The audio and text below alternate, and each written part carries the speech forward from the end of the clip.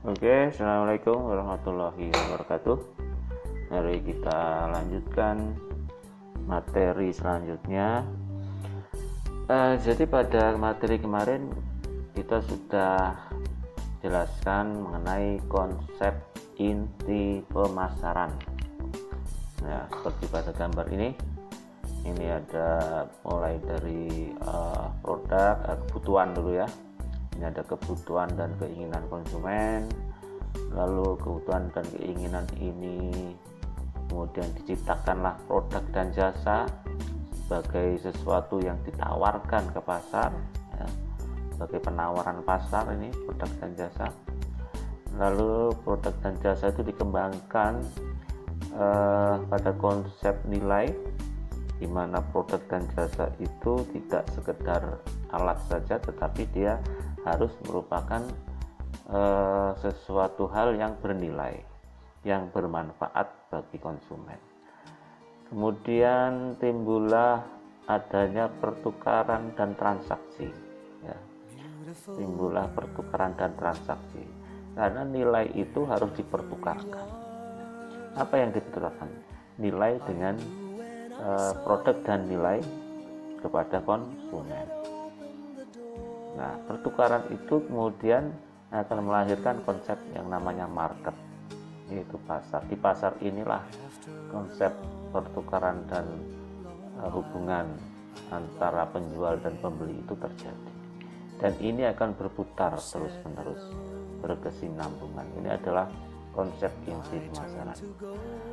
Nah, dalam kesempatan ini saya akan jelaskan lebih rinci masing-masing bagian dalam konsep inti pemasaran ini ya, yaitu konsep keinginan dan kebutuhan, penawaran pasar, value nilai mutu, kemudian transaksi hubungan dan pertukaran, dan konsep pasar. Kita mulai dari konsep kebutuhan dan keinginan. Apa sih yang dimaksud dengan kebutuhan dan keinginan itu ya? Ini penting karena inti dari semua kegiatan marketing itu adalah pertama kali pemasar harus memahami kebutuhan dan keinginan konsumen. Ya, konsep inti pemasaran yang pertama kali harus dimunculkan oleh pemasar harus mengetahui, harus dapat mengidentifikasi dengan tepat, dapat mengidentifikasi dengan pasti apa yang dibutuhkan dan diinginkan oleh konsumen. Ketika pemasar gagal menemukan apa yang dibutuhkan dan keinginan yang diinginkan oleh konsumen, maka dari awal sebetulnya dia sudah gagal menjual produk ya, sudah gagal. Karena apa? Meskipun produk itu mampu dijual, tetapi karena dia tidak sesuai dengan kebutuhan dan keinginan konsumen, pasti konsumen akan kecewa setelah membeli. Ini makanya penting untuk dipahami secara lebih awal apa yang dibutuhkan dan diinginkan oleh konsumen ya. Oke, kita lanjut ya. Nah, ini yang akan kita kupas satu persatu. Yang pertama adalah kebutuhan, keinginan, dan permintaan, penawaran pasar yang terdiri dari produk, jasa, dan pengalaman ya. Lalu ada konsep nilai dan kepuasan, lalu ada konsep pertukaran dan hubungan, dan terakhir ada konsep pasar. Yang pertama, apa yang dimaksud dengan kebutuhan dan keinginan? Kebutuhan, lalu muncul keinginan, lalu muncul permintaan. Menurut perdefinisi kebutuhan atau need adalah suatu keadaan yang muncul dari perasaan berkekurangan. Lalu ini agak unik ini definisinya ini ya. Sekali lagi, kebutuhan atau need adalah keadaan yang muncul dari perasaan berkurang. Orang butuh sesuatu itu karena ada sesuatu yang kurang pada dirinya. Nah, gitu ya.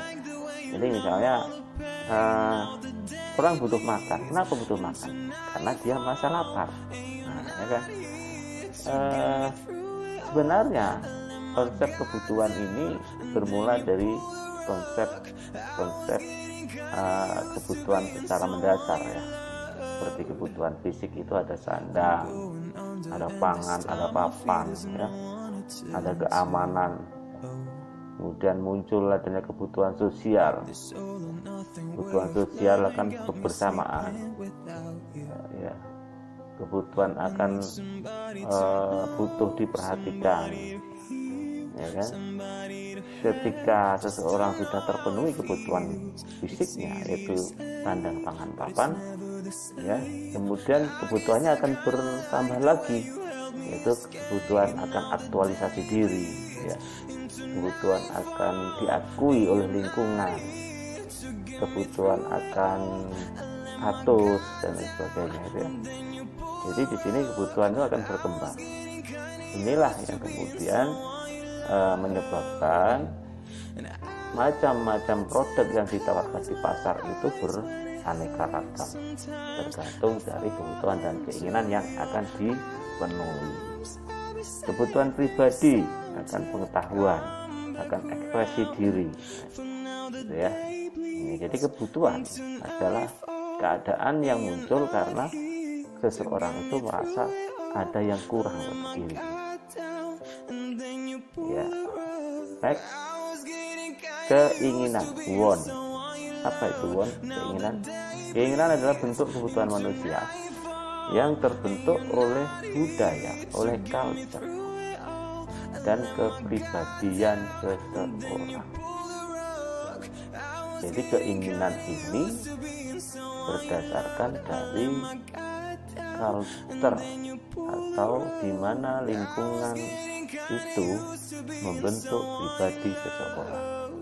Misalnya, ketika seseorang membutuhkan makanan, merasa kelaparan misalnya, maka keinginan untuk memenuhi rasa lapar itu masing-masing culture ya, masing-masing culture seseorang itu akan berpengaruh ya, akan berpengaruh. Orang Indonesia ketika lapar dia ingin makan nasi ya. Tetapi kalau orang Amerika ketika dia merasa lapar, dia nggak nyari nasi, dia nyari hamburger gitu kan. Orang Indonesia meskipun sudah berkali-kali makan roti, mereka belum merasa makan ya, belum dikatakan makan karena belum memenuhi keinginannya, karena keinginan akan makanan oleh orang Indonesia itu dipuaskan dengan makan nasi, bukan makan roti. Nah itu ya, itu keinginan. Itulah sebabnya keinginan itu dibentuk oleh culture, budaya dan kepribadian seseorang, terbentuk oleh masyarakat dan dipaparkan dalam objek yang bisa memuaskan kebutuhan ya. Jadi keinginan ini bermula dari adanya kebutuhan bersesuaian, tetapi sudah dibentuk oleh culture dan oleh kepribadian. Nah, jika didukung oleh daya beli, jika seseorang itu mempunyai sumber daya untuk membeli sesuatu, maka keinginan itu akan menjadi demand, akan menjadi permintaan.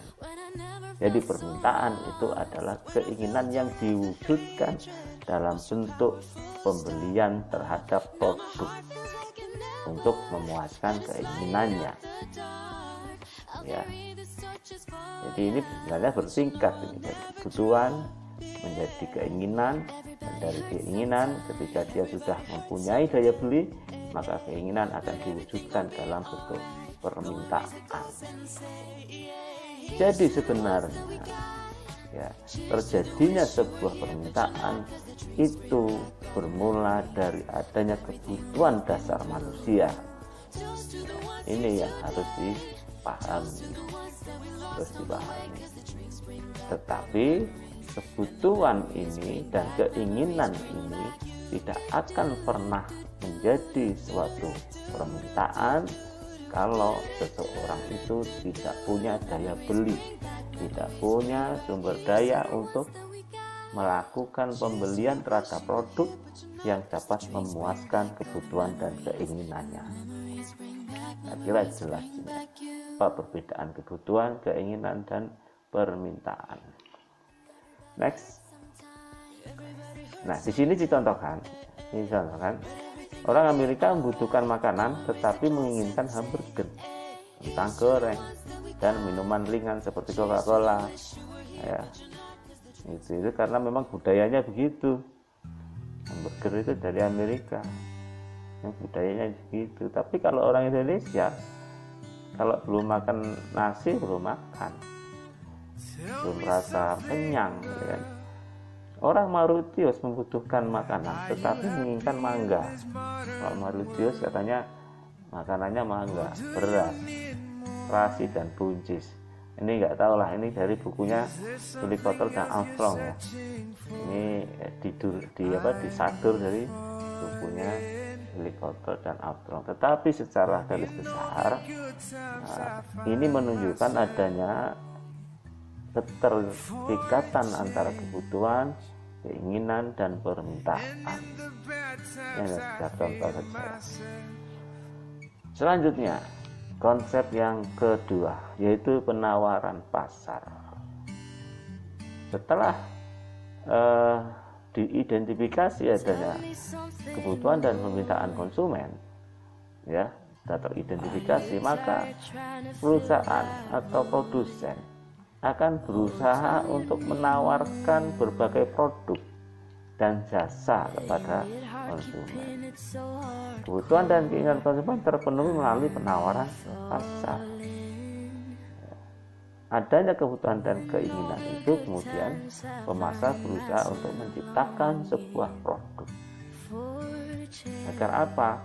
Produk itu ditawarkan ke pasar agar dapat memenuhi kebutuhan konsumen. Penawaran pasar atau market offering yaitu suatu kombinasi produk, jasa, informasi, atau pengalaman yang ditawarkan ke pasar untuk memuaskan suatu kebutuhan atau keinginan. Jadi penawaran pasar ini tidak terbatas kepada produk dan jasa saja ya. Sebuah informasi itu juga bisa menjadi bisa memuaskan kebutuhan konsumen. Contoh informasi itu misalnya Anda menginginkan adanya informasi tentang harga saham, perkembangan harga saham. Itu juga dibutuhkan sebuah kebutuhan. Informasi ini adalah sebuah kebutuhan. Apalagi di zaman digital seperti sekarang ini, informasi ini sangat penting. Bahkan ada slogan yang mengatakan bahwa nanti pada saat dunia ini sudah informasi sudah menjadi ujung tombak, sudah istilahnya itu sudah eranya sudah era teknologi informasi, yaitu era di mana kebutuhan akan informasi itu sangat penting, sangat vital. Nah, di situ akan berlaku sebuah jurgen, ya, siapa yang menguasai informasi maka dialah yang akan menguasai dunia. Nah, ya, ini sangat pentingnya informasi. Siapa yang menguasai informasi dialah yang akan menguasai dunia. Dan sekarang sudah hampir terwujud. Siapa yang menguasai informasi? Ya, yang menguasai informasi itu Bill Gates. Ya, Bill Gates itu orang terkaya di dunia sekarang. Karena dia pencipta Windows, ya, pencipta Windows dan rekan-rekannya dan antek-anteknya. Ya. Ini suatu keniscayaan. Ya. Siapa yang menguasai informasi, dia akan menguasai dunia. Pengalaman juga bisa merupakan sebuah kebutuhan. Ya.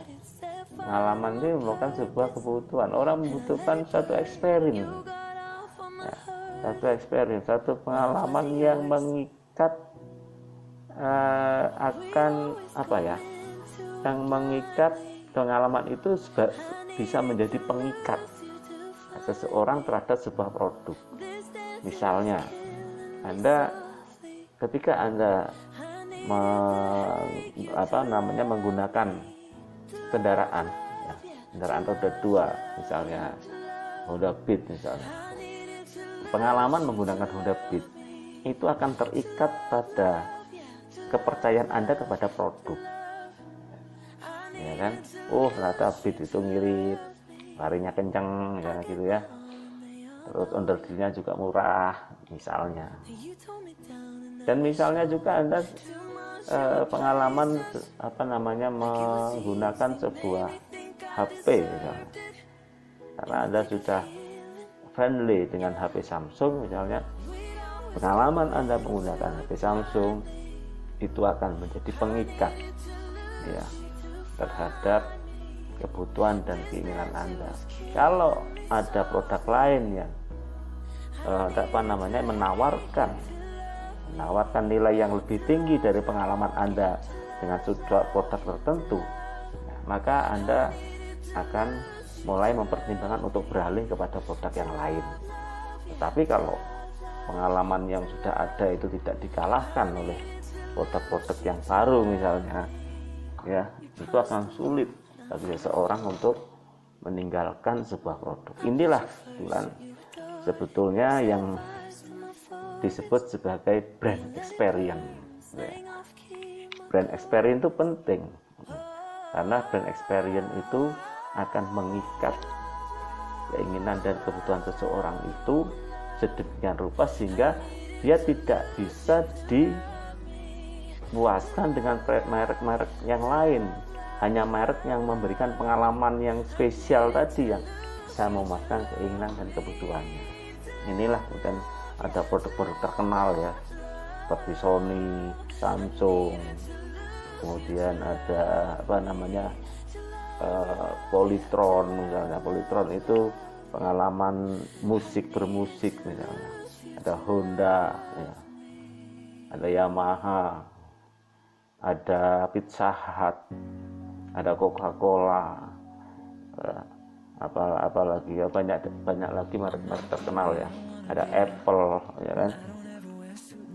Itu juga menawarkan pengalaman, brand experience, di mana itu juga brand experience itu juga nanti akan lebih jauh lagi itu akan menjadi semacam ikon, ya, semacam ikon di mana brand itu sangat penting untuk menguasai pasar.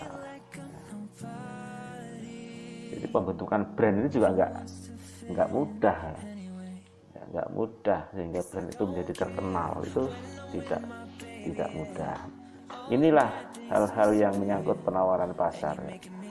Produk jasa ini tidak hanya sebesar produk, tidak hanya sebesar alat, tapi dia adalah sebuah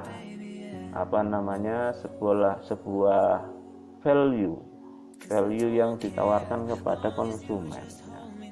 Kalau Anda salah memberi pengertian produk dan jasa Anda, maka Anda akan keliru dalam memuaskan dan memuaskan keinginan dan kebutuhan konsumen. Penawaran pasar tidak terbatas pada produk fisik yang berwujud, juga meliputi penawaran jasa, aktivitas atau keuntungan untuk dijual yang pada intinya tidak berwujud dan tidak menghasilkan kepemilikan apapun. Jasa itu misalnya adalah jasa perbankan, perhotelan, penerbangan, perbaikan rumah, ya, dan lain-lain. Lebih luas lagi juga meliputi orang, tempat rekreasi misalnya, ya, organisasi, informasi, dan ide. Ini adalah hal-hal yang menyangkut penawaran pasar.